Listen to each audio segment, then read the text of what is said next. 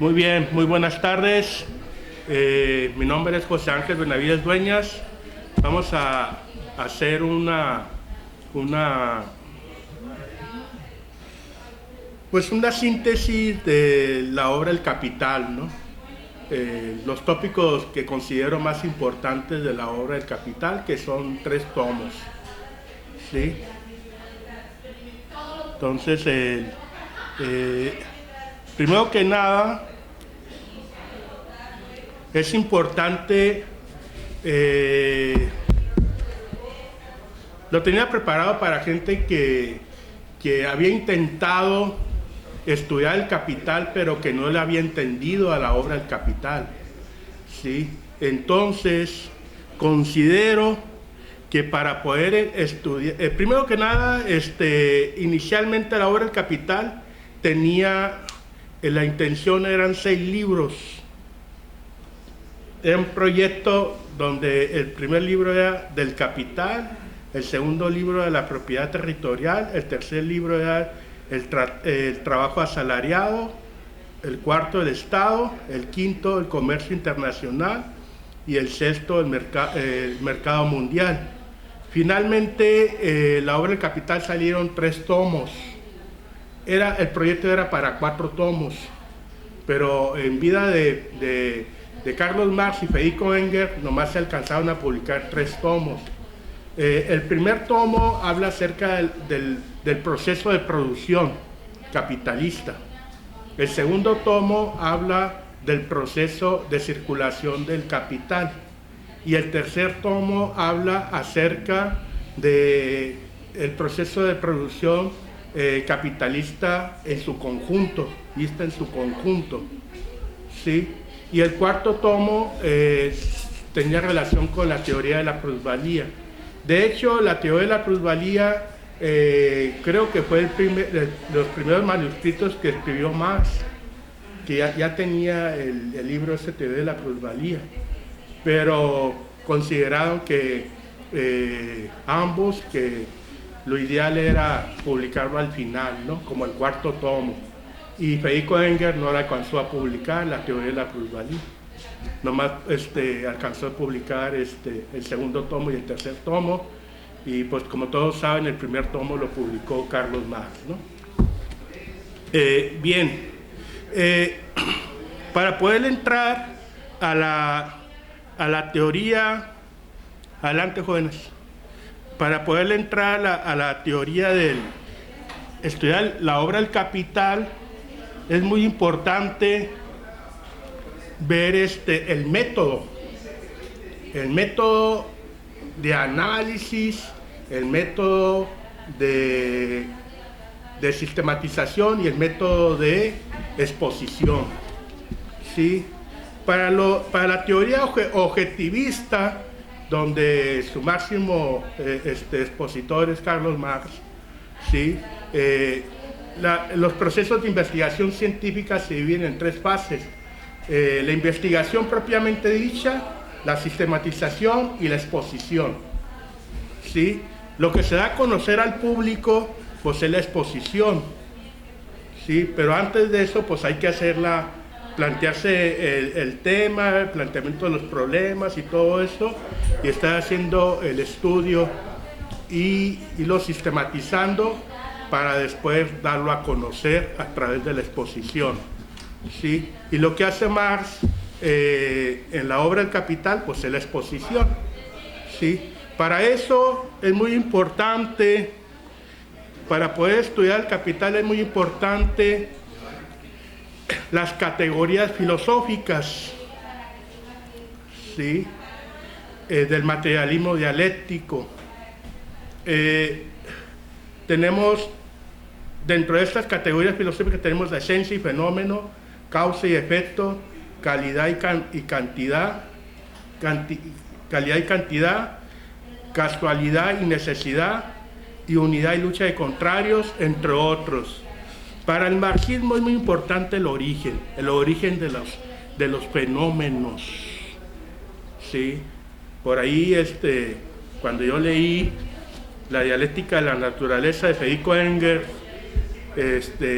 Engels plantea que hubo un tiempo donde no existían inclusive ni las galaxias, ¿no? Para que se vean, no siempre es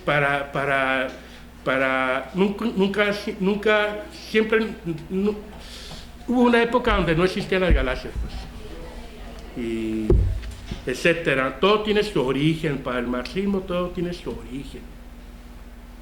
Bien, una vez que manejamos estas categorías filosóficas y sabemos, manejamos más o menos lo que es el método del materialismo dialéctico y el método del materialismo histórico, estamos en condiciones de entrar al estudio del capital. ¿Sí? ¿Puedo decir algo? Al final, por favor.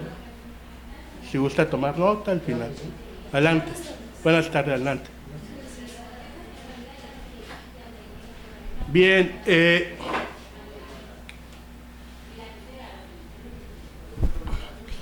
bien, entonces tenemos los 3 tomos del Capital.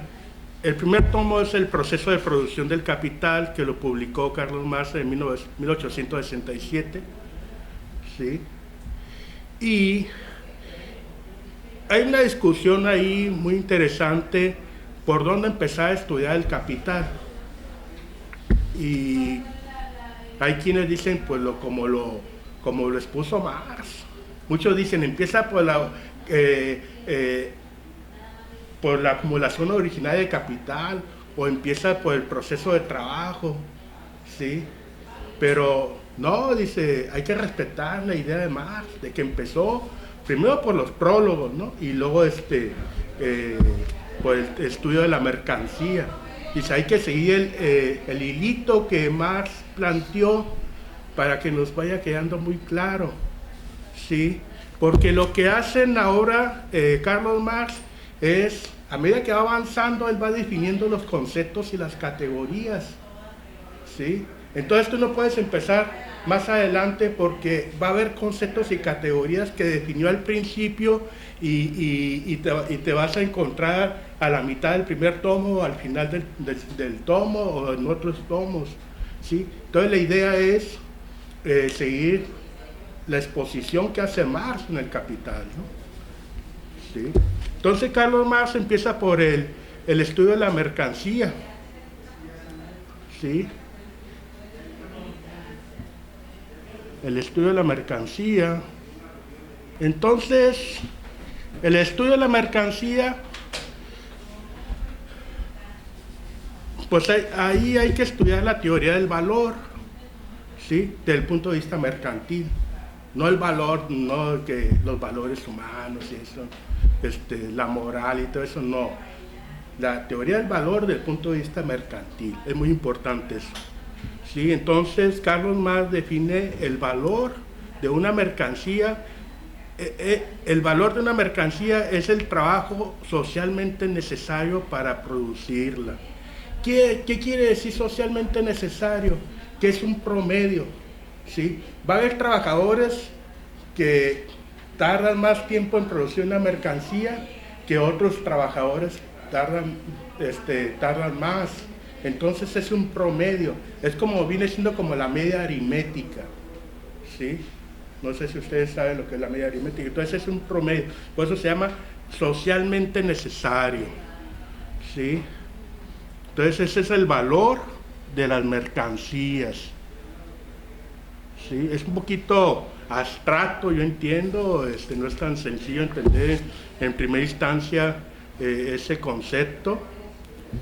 Y después tenemos las formas del valor. Tenemos la forma simple, concreta o fortuita del valor, ¿sí?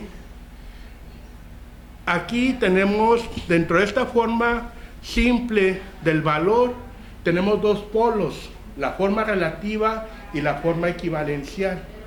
La forma relativa tiene una actitud activa, y la forma equivalencial tiene una actitud pasiva. ¿Qué quiere decir esto? Que no podemos comparar una mercancía por sí mismo, sino que tenemos que comparar una mercancía en relación a otra mercancía diferente. ¿sí? Entonces, dentro de la ecuación, la forma relativa tiene una actitud activa, ¿sí? Y expresa su valor en la forma equivalencial, donde tiene su forma pasiva. En esta forma relativa, en esta forma simple del valor, Marx descubre el enigma del dinero, ¿sí? De tal forma que llega a la conclusión que el dinero tiene una forma equivalencial y las demás mercancías tienen una forma relativa, ¿sí?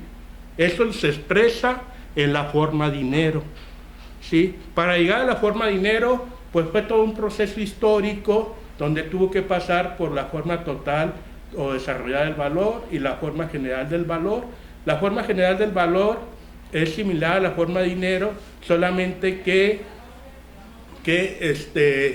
en la forma general del valor, la forma equivalencial, una mercancía asume la forma equivalencial donde no es ideal para hacer dinero.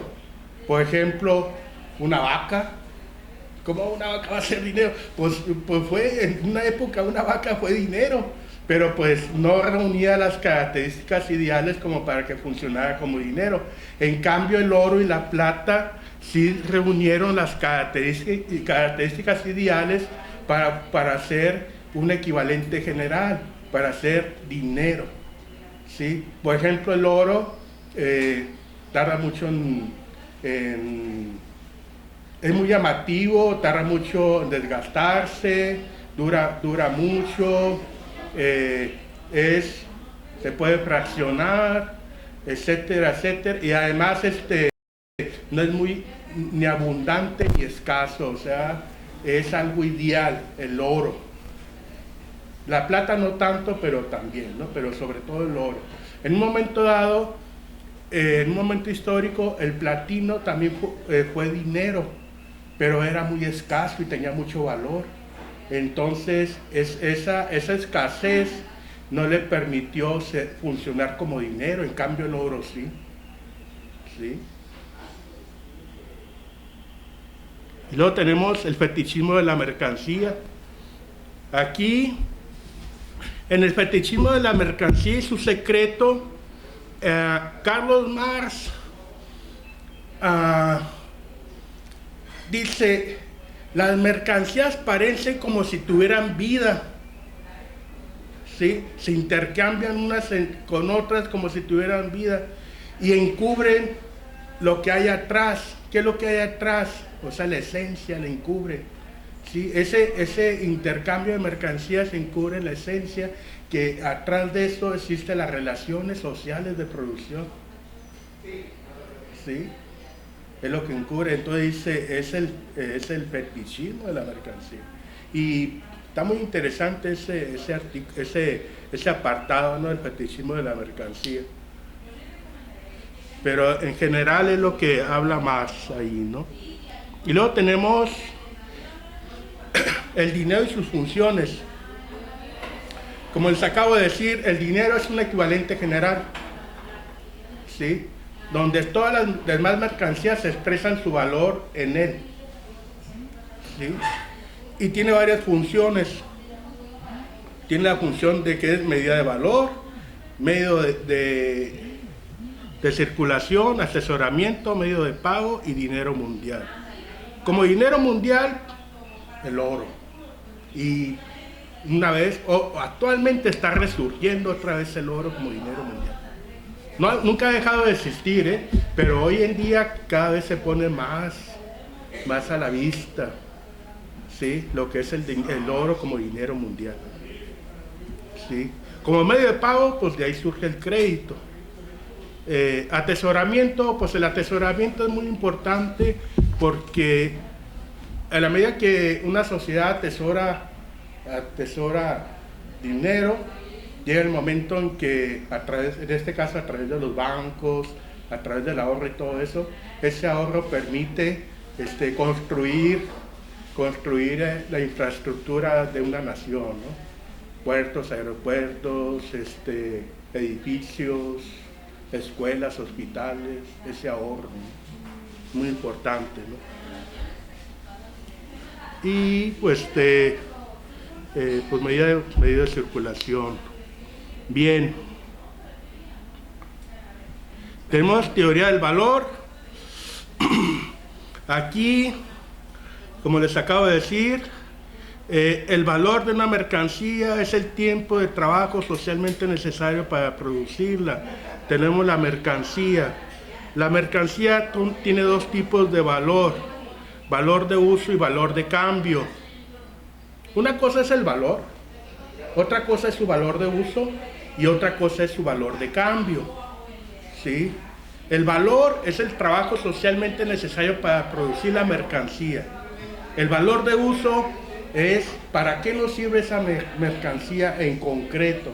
Por ejemplo, unos zapatos nos sirven para vestir, para proteger los pies, ¿no? Un pantalón para vestir, una camisa, la comida pues para alimentarnos, ¿no? Es su valor de uso, ¿sí? Y su valor de cambio, el valor de cambio se da pues tenemos la forma simple, ¿no? La forma relativa y la forma equivalencial, ¿sí? Tienen que ser mercancías diferentes, no pueden ser iguales. Una mercancía no puede expresar su valor en sí misma, tiene que expresarlo en otra mercancía diferente, cualitativamente diferente. Muy importante eso, ¿sí? Entonces, ese valor de cambio se mide por el trabajo socialmente necesario, ¿no? Para producirlo, y es abstracto, ¿no? ¿Sí?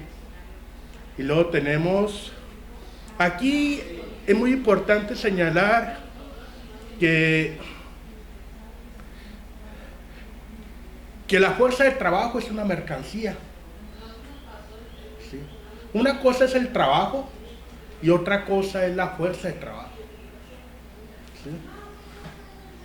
Ahí hubo una discusión entre Karl Marx y Proudhon, donde Proudhon confundía el trabajo con la fuerza de trabajo.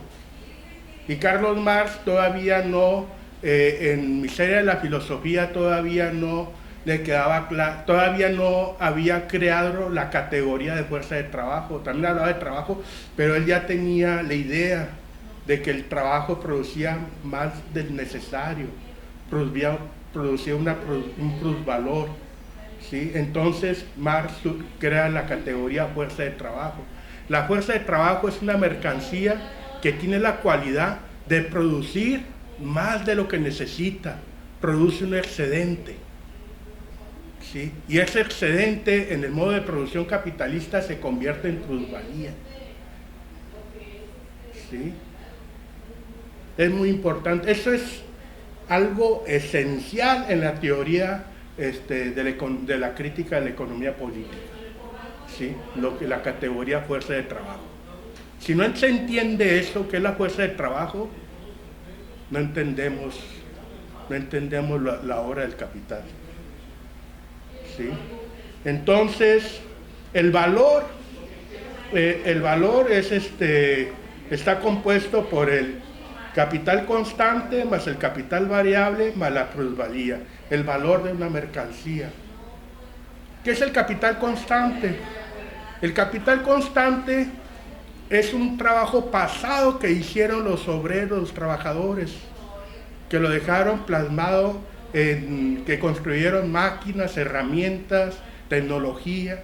Es algo pasado que ya construyeron, ¿sí? Ese es el capital constante. Las materias primas es lo que surge de su fuente, la naturaleza, y esa riqueza que ofrece la naturaleza se convierte en materias primas cuando es transformada por el hombre. Por ejemplo, un árbol que lo corta el hombre y lo hace madera, lo hace tablas y todo eso, entonces ya las tablas ya se convierten en materias primas. Mientras está el árbol crecido ahí, es una fuente de riqueza, ¿sí? Podríamos llamarle materia bruta, pero no, es una riqueza. Ese árbol se convierte en materia prima en la medida que tiene una transformación por el ser humano, ¿sí? Y que sirve para la producción. ¿sí? Ahora, el capital constante es, por una parte, maquinaria, equipo y tecnología. Por otra parte, las materias primas y por otra parte, las materias auxiliares. ¿Cuál es la diferencia entre la materia prima y la materia auxiliar? En que la materia prima queda cristalizado en la mercancía final. Por ejemplo, cuando hacemos una prenda de vestir, la materia prima es la tela, el hilo. Y la materia auxiliar es la electricidad. Por ejemplo, si usamos una máquina de coser donde ocupamos electricidad, la materia auxiliar es la electricidad. ¿Qué quiere decir materia auxiliar? Que no queda cristalizado en la mercancía. Es la auxiliar. Por ejemplo, el petróleo finalmente se convierte en una materia auxiliar, ¿sí? La electricidad, el agua, muchas veces, ¿sí? Son materias, es la diferencia. Y la maquinaria de equipo lo que tiene es un capital fijo que lo que tiene es que transfiere su valor fragmentariamente a la mercancía. En cambio, la materia prima y auxiliar la transfieren íntegramente. También la fuerza de trabajo la transfiere íntegramente. La única que transfiere de manera parcial o fragmentaria su valor a la mercancía es el capital fijo, que está compuesto de maquinaria, equipo y tecnología. Lo demás lo transfiere íntegramente a la mercancía. Y el capital variable pues es la fuerza de trabajo, ¿sí? Capital variable es el trabajo, ¿sí? Esa fuerza de trabajo, ¿sí?, se divide en dos partes: el trabajo necesario y el trabajo excedente, ¿sí? Ese capital variable. El trabajo necesario es el salario, lo que se remunera al trabajador, y el trabajo excedente es la plusvalía, lo que crea el trabajador pero no se le paga, sino que se le explota, ¿sí? Y tenemos varios tipos de trabajo. Tenemos el trabajo simple y el trabajo complejo. El trabajo simple es aquel que no ocupas más que un mínimo de capacitación. Prácticamente no ocupas, es un mínimo de capacitación.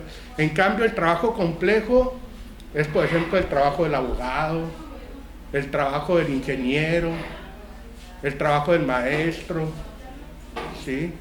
Son trabajos complejos que ocupan cierta preparación, estudio, ¿sí? La academia, ¿no? La carrera profesional, ¿no? Ingeniería, ese es el trabajo complejo.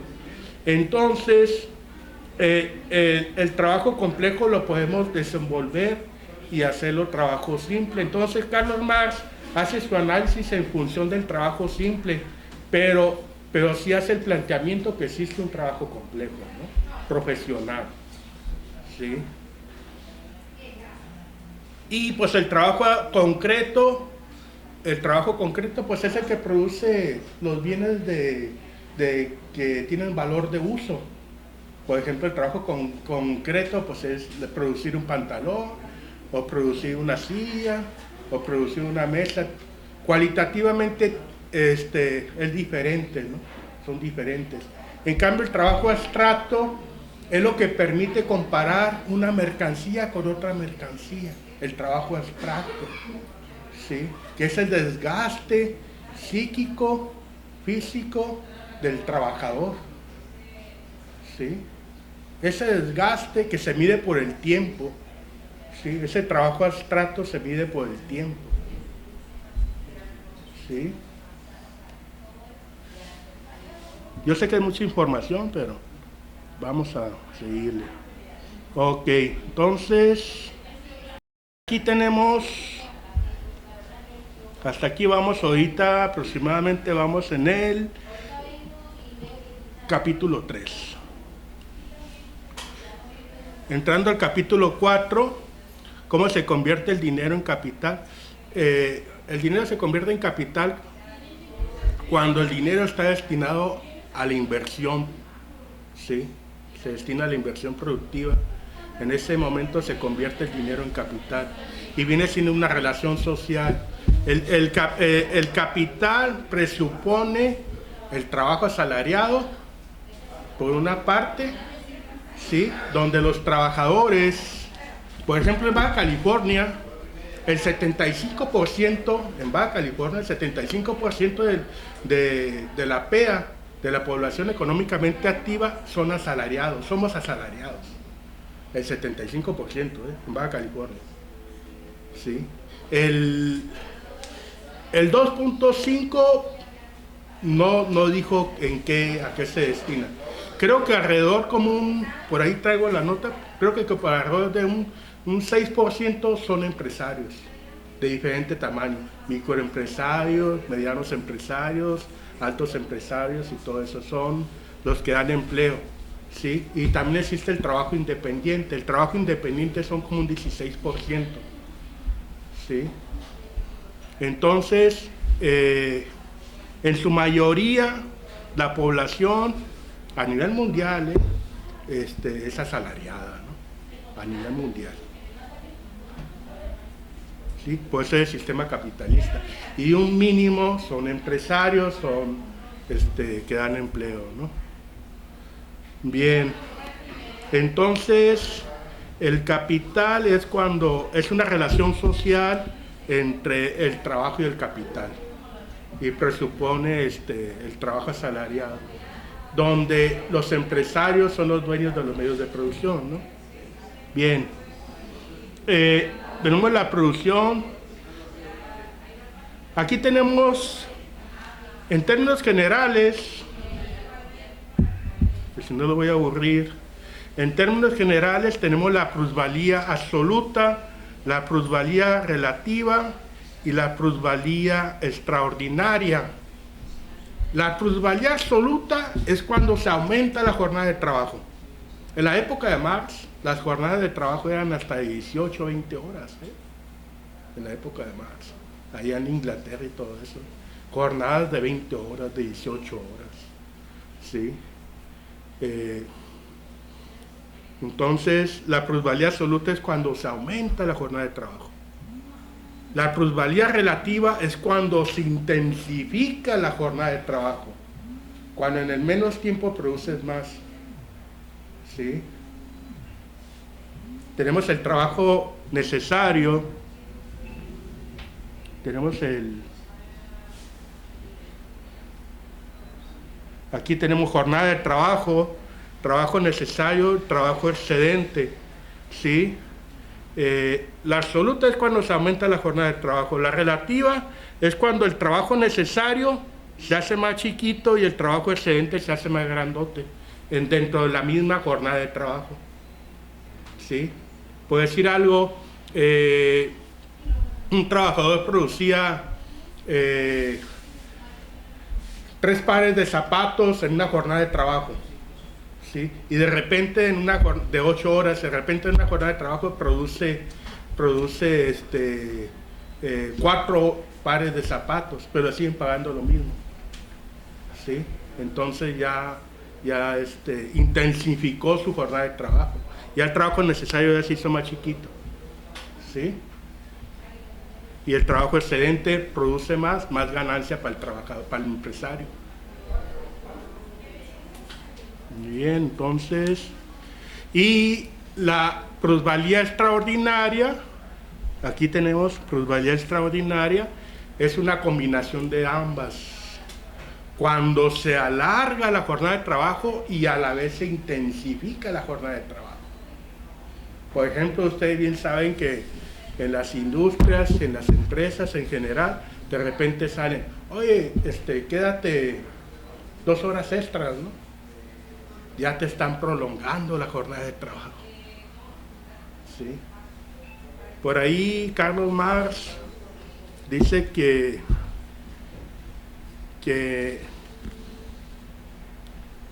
así le entendí yo, que la clase obrera se va a ir liberando en la medida que vaya bajando la jornada de trabajo.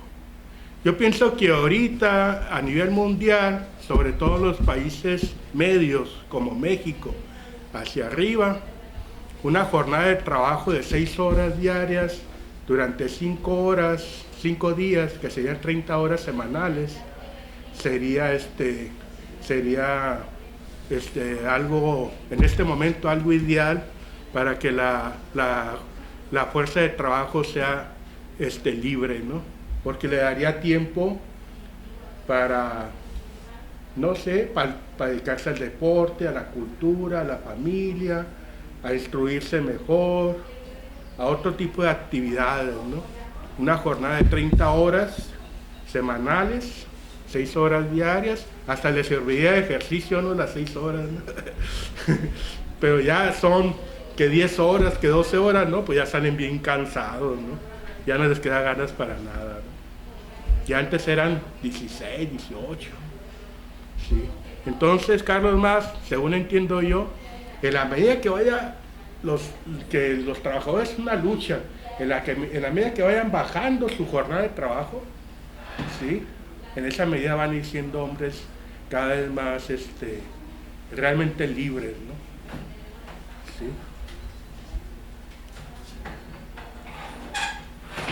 Bien, entonces tenemos lo que es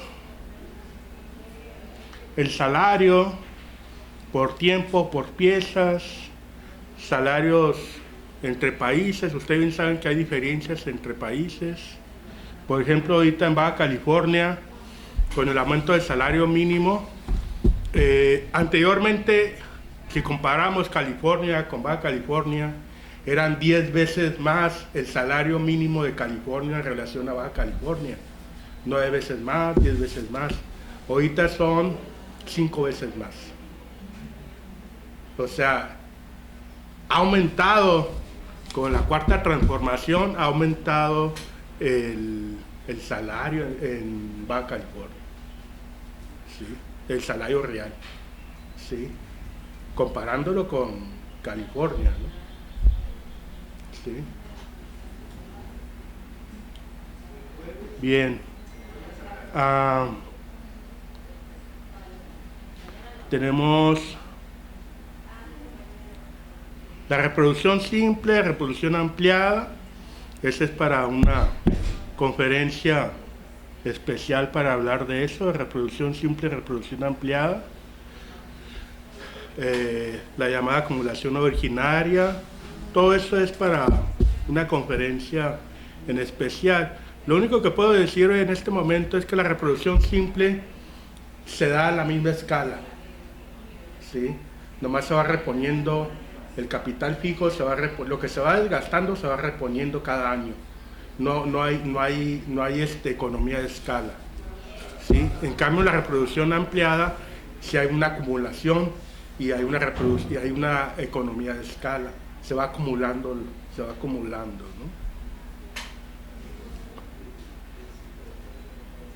Y la llamada acumulación originaria, es una tristeza leer ese capítulo, ¿no? Cómo se da la acumulación originaria en Inglaterra y en los diferentes países, ¿no? De una manera violenta, cruenta, ¿no?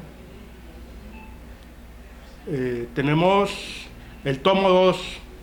El tomo 2, el proceso de circulación de capital. Aquí ya es más técnico, ya es más para los economistas, para los que hacen negocio, para todos ellos, para los ingenieros, para todos, ya los que se dedican, sí, más a la ciencia económica en general, ya es más técnico, ¿no? Tenemos lo que es el ciclo.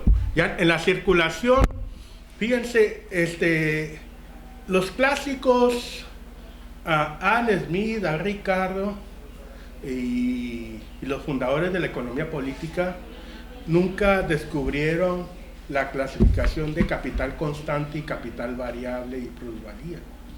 Ellos la clasificaban en capital fijo y capital circulante, sobre todo Adam Smith, ¿sí?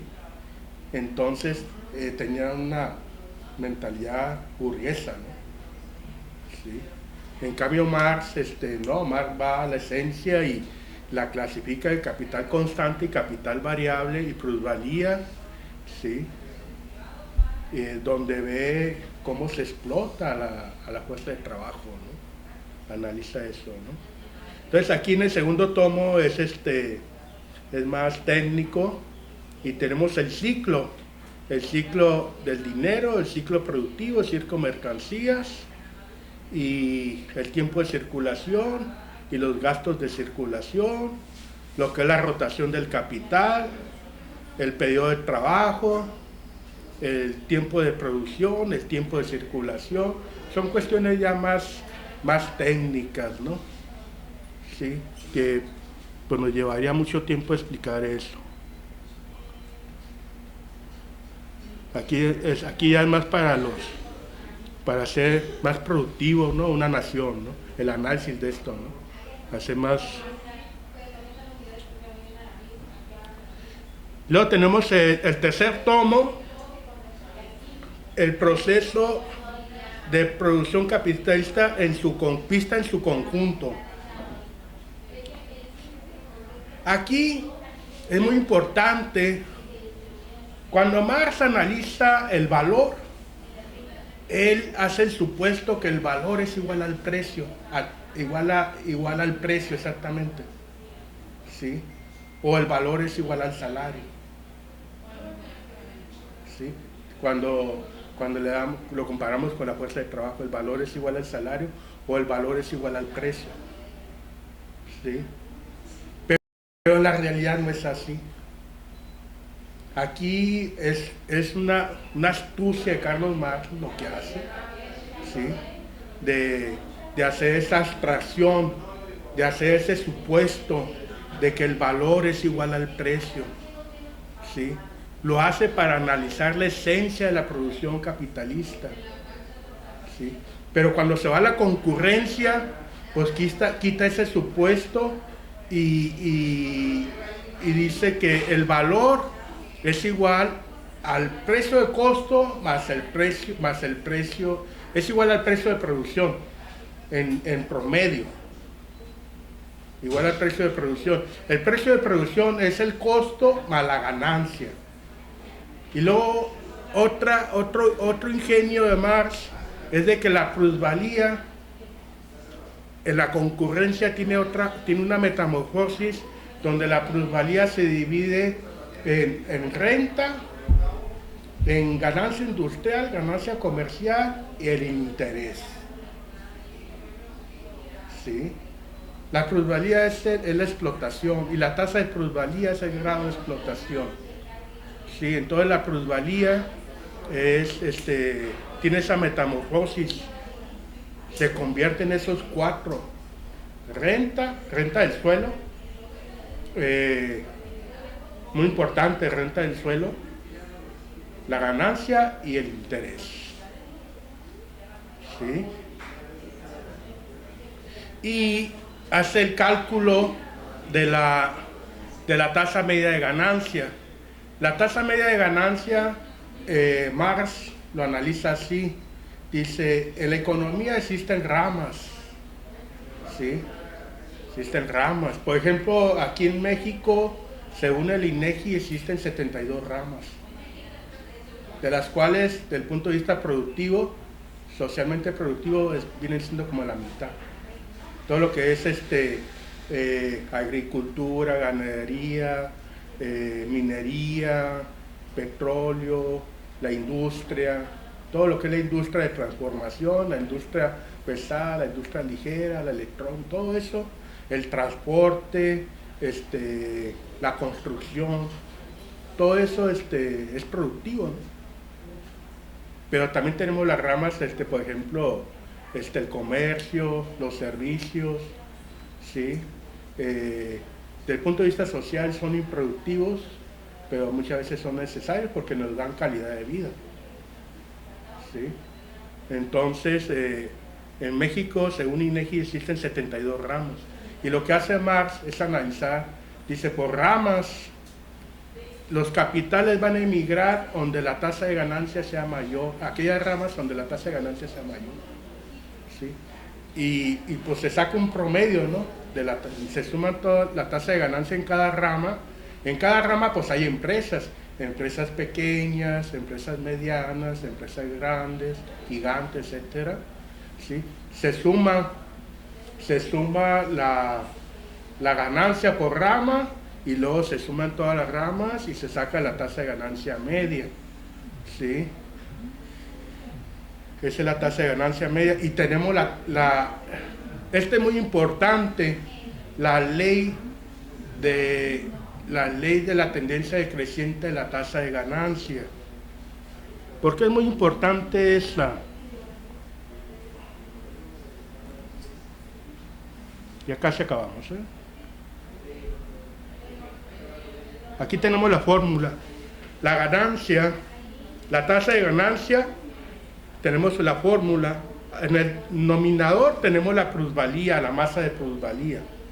Y en el denominador tenemos el capital variable, que es el trabajo, ¿sí? Y el capital constante, ¿sí? Masa de plusvalía, capital variable, capital constante y la G, tasa de ganancia, ¿sí? Entonces, ¿qué es lo que hace el sistema? Porque el capital constante, que es la tecnología, maquinaria y equipo, se va acumulando ahí, va creciendo, ese sector va creciendo, ¿sí? ¿Sí? Entonces, al crecer el denominador, el capital constante, la tasa de ganancia va cayendo, va hacia abajo, porque se está acumulando, ¿sí? Entonces, ¿qué es lo que hace el sistema? Aumentar la masa de plusvalía. ¿Cómo aumenta la masa de plusvalía? Aumentando la jornada de trabajo, intensificando la jornada de trabajo o haciendo una combinación de las dos, ¿sí? Y también pagándole menos a los trabajadores, ¿sí? O sea, disminuyendo el salario, pues, el salario real, disminuyéndolo también, también así hace que aumente la tasa de ganancia. La otra forma es abaratando las materias primas. ¿Quién produce las materias primas a nivel mundial? Pues los países en vía de desarrollo como México. Somos productores de materias primas y toda Latinoamérica y África, ¿no? Somos productores de materias primas. Entonces, ¿qué es lo que hace el sistema? Primero que nada, después de aumentar la jornada de trabajo, intensificarla, dice, pues vamos a abaratar las materias primas. Lo último que deja es la tecnología y las patentes. ¿Quién produce la tecnología y las maquinarias y toda la tecnología? Pues Japón, Alemania, Estados Unidos, ahora China, Rusia, ¿no? Son los países, ¿no? Que esos están a la vanguardia ahorita en el nivel mundial, ¿sí?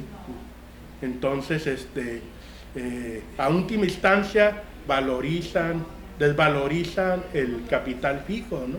Ya como último recurso para aumentar la tasa de ganancia. Pero ya lo dejan como último recurso. Primero, más explotación. Segundo, abaratar las materias primas y las auxiliares, que es en un momento dado el petróleo y la luz y todo eso.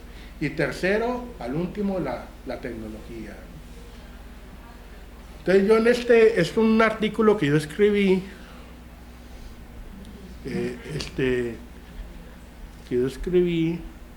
y en este artículo yo lo que planteo que para que converjan las naciones hay que hacerlo lo inverso, ¿no? Primero abaratar la tecnología, las patentes, sobre todo las patentes, ¿sí? Después las materias auxiliares como el petróleo, la electricidad y todo eso. Después las materias primas y hasta ahí dejarle, ¿eh? Nada que vamos a abaratar la fuerza de trabajo. No. Al contrario, disminuir la jornada de trabajo. ¿Sí? Esa debe ser una posición estrategia de la clase trabajadora y del pueblo en general. Disminuir la jornada de trabajo. ¿Quién se opuso a la disminución de la jornada de trabajo? Carlos Slim. ¿Quién quiere aumentar la edad de jubilación a 75 años? Carlos Slim. ¿Sí? Entonces, pues ahí están, ¿quiénes son los contrarios, ¿no? Del pueblo, ¿no? Pues hay más, más que ver, pero yo creo que es suficiente, ¿verdad? Ya son las 4:07, yo creo que la dejamos para preguntas y respuestas.